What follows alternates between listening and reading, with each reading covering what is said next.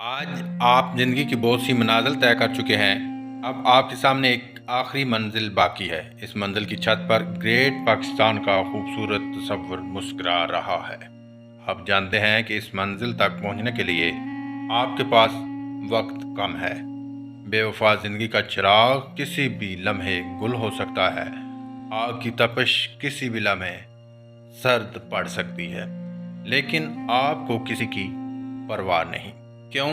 کیونکہ آپ کی انقلابیت، محنت، مشقت اور ریاضت ایک ایسے مرحلے میں داخل ہو چکی ہے جہاں دکھ، سکھ، خوشی، غمی اور پچھتاؤں جیسی کیفیات کا احساس ختم ہو جاتا ہے۔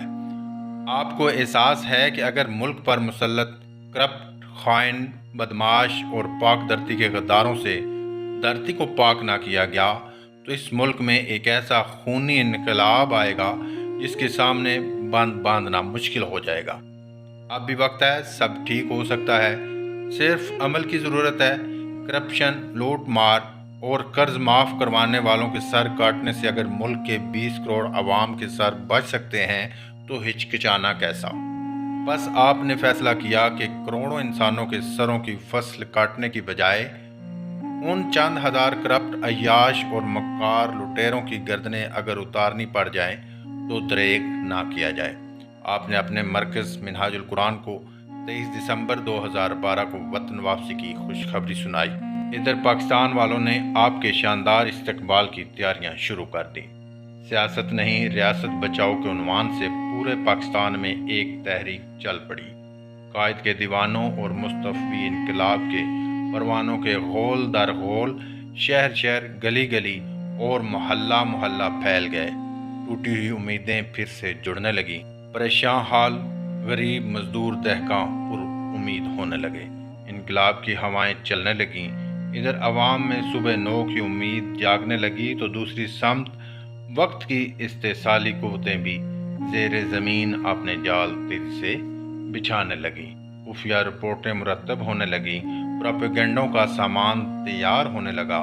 کردار کشی کے پورے نصاب از سر نو مرتب کر لیے گئے۔ استحصالی قوتیں دیکھنا چاہتی تھیں کیا ہونے جا رہا ہے۔ ابھی تک سب کچھ پوشیدہ تھا۔ نہ حکمرانوں کے پاس کوئی واضح رپورٹ تھی، نہ خفیہ والے کوئی کھوج لگا سکے تھے۔ ہر کوئی 23 دسمبر کے دن کا منتظر تھا۔ اسی دوران انقلاب مخالف متبادل کی تیاری کا آغاز بھی زور و شور سے کر دیا گیا۔ ریاست کے وہ سب مورے باہم مل کر اس متبادل کو پروان چڑھانے میں مصروف ہو گئے جس نے آگے چل کر انقلاب کا راستہ روکنا تھا۔ مگر باطل استحصالی قوتوں کو اس بات کا اندازہ نہیں تھا کہ ایک ان کے مکر و فریب ہیں تو ایک رب کی تدبیر بھی ہے۔ وہ جسے رب تعالیٰ نے کم سنی میں اپنے قرب کی لذتوں سے آشنا کر دیا تھا، جس کی راتیں رب کے حضور گریہ میں بسر ہوتیں، وہ جو اپنی اوائل جوانی ہی میں شراب عشق الہی کا جام نوش کر چکا تھا، جس نے رضائے مولا کی خاطر ہر آزمائش کی وادی کو ہنس کر عبور کر لیا تھا، جس نے غربت کے دور میں ماں کی ممتا، باپ کی شفقت اور بھائی کا ساتھ کھویا تھا، جس نے پے در پے صدموں کے ساتھ ساتھ اہل ستم کے ستم سہے، حریص، خود غرض، مکار، مفاد پرست، حاسدوں کے حسد کے تیروں کے وار سہے، اس عظیم انقلابی رہنما پر اللہ کا فضل بھی برابر برس رہا تھا۔ حضور تاجدار مدینہ کی مشفق نگاہ کی شفقتوں اور کملی کا سایہ بھی اس کے ساتھ تھا۔ غوث اعظم شیخ عبد القادر جیلانی کی روحانی توجہات بھی برابر جاری ہیں۔ یہ مکر و فریب اس قائد انقلاب کا راستہ کیسے روک سکتے ہیں جو علوم نبوت کا وارث، مولا علی کی شجاعت کا پرتو اور سنت حسینی کا عامل، کربلاؤں کا مسافر ہے۔ بالآخر تنظیم، دعوت، تربیت کے دور سے گزر کر دور انقلاب میں داخل ہو چکا تھا۔ 23 دسمبر جب پاکستان کے لاکھوں غریب محنت کش مزدور مینار پاکستان کے سائے تلے جمع تھے، آپ نے لاکھوں انسانوں سے جب وعدہ لیا کہ اگر میں آپ سے کہوں کہ ابھی اسلام آباد کی طرف مارچ کرنا ہے تو کیا میرے ساتھ چلنے کے لیے تیار ہو؟ پھر کیا ہوا؟ لاکھوں انسانوں کے سمندر نے کیا جواب دیا؟ اس وقت حکومتی انتظامی مشینری کی حالت کیا ہوگی؟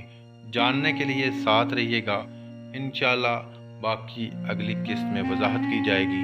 اگر آپ ہمارے چینل پر نئے ہیں تو سبسکرائب کریں، ویڈیو کو لائک اور شیئر کرنا مت بھولیں۔